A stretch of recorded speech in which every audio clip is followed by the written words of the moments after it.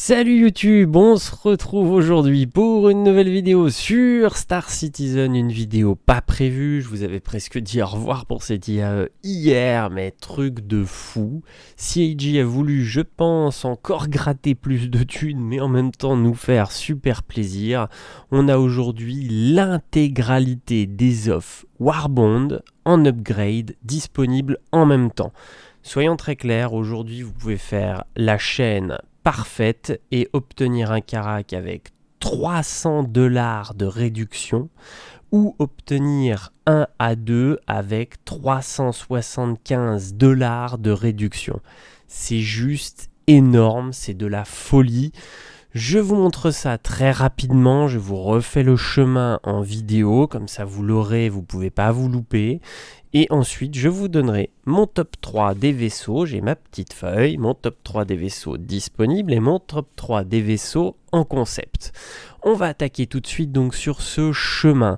C'est pas compliqué, on va attaquer avec notre ami MPUV Cargo, bien évidemment, ça vous pouvez le prendre. On prend ensuite le 300i, alors je suis pas sûr le 300i, je vérifie tout de suite si c'est compatible avec le Spartan, je ne crois pas. Si, 300i puis Spartan, on est bien là-dessus. Hop, donc je remonte, je vérifie en même temps parce que l'avantage c'est que je vous l'avais dit hier, mais j'ai vu une petite amélioration possible, d'où les 300 $ et les 375 au lieu des 285 et des 360 que j'avais prévu à la base, parce qu'il y a un moment où moi dans mon chemin je me suis un peu planté.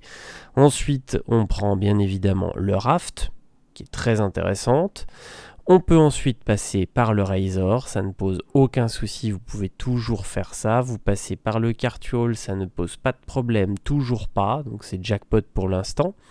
Et là, c'est la petite modif par rapport à hier, vous pouvez prendre le Scorpius, mais vous ne prenez pas les Ares, car ça ne fonctionnera pas avec le Scorpius. Puis, vous prenez le Mercury, et c'est grâce à ça en fait que vous gagnez les 15 $ de plus. L'écart, c'est qu'avant, je ne prenais que l'upgrade Ares, et maintenant vous pouvez prendre Scorpius plus Mercury, qui est juste abusé. Ensuite, il faut prendre le Redeemer, qui sera la plus intéressante à ce palier-là entre les trois. Entre le Maul, le Redeemer et le Cater, il faut mieux prendre l'offre du Redeemer qui vous fait économiser bien plus. Ensuite, vous pouvez prendre celle du Reclaimer, ça ne pose pas de souci non plus.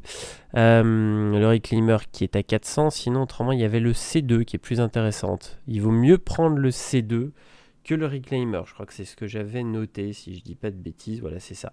Il vaut mieux prendre le C2 qui sera plus intéressante que le Reclaimer. Ensuite, on continue la route. Cette petite route très sympathique d'ailleurs, hein, soyons très très clairs.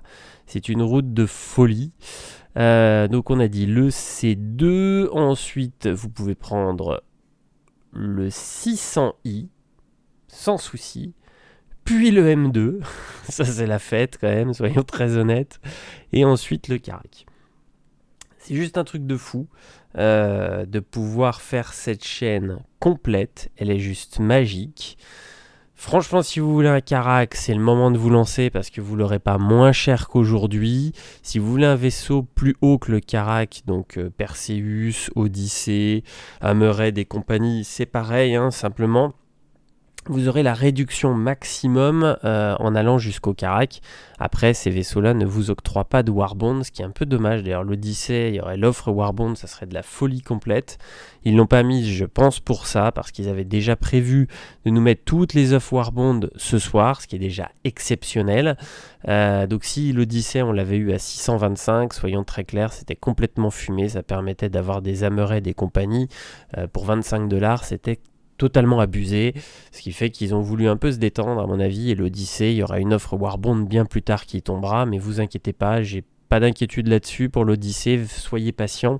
L'offre Warbond à 625 tombera, je pense, dans l'année qui vient, en tout cas c'est sûr. Donc voilà pour cette vidéo, j'ai rien de plus à rajouter sur les upgrades, je pense que je vous ai bien expliqué comment faire. Le fonctionnement est très simple, il suffit juste de suivre la route.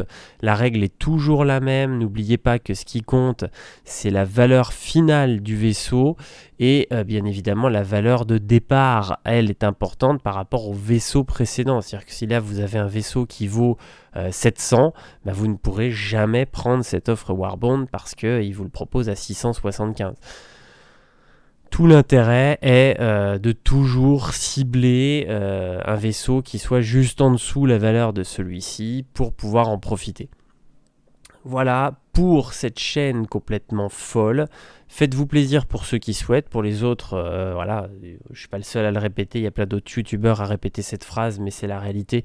Vous n'êtes bien évidemment aucunement obligé de mettre un seul centime dans ce jeu.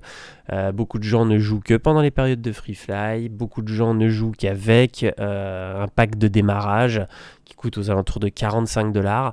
Ça suffit largement, tous les vaisseaux sont disponibles en jeu, il suffit de farmer pour se les payer, et là vous n'avez pas du tout besoin de mettre un seul centime en plus. Donc voilà, ça c'est vraiment si vous voulez encourager le projet, etc. Au niveau de mes vaisseaux préférés, alors je vais laisser ça en fond, je trouve qu'elle est sympa cette mini vidéo.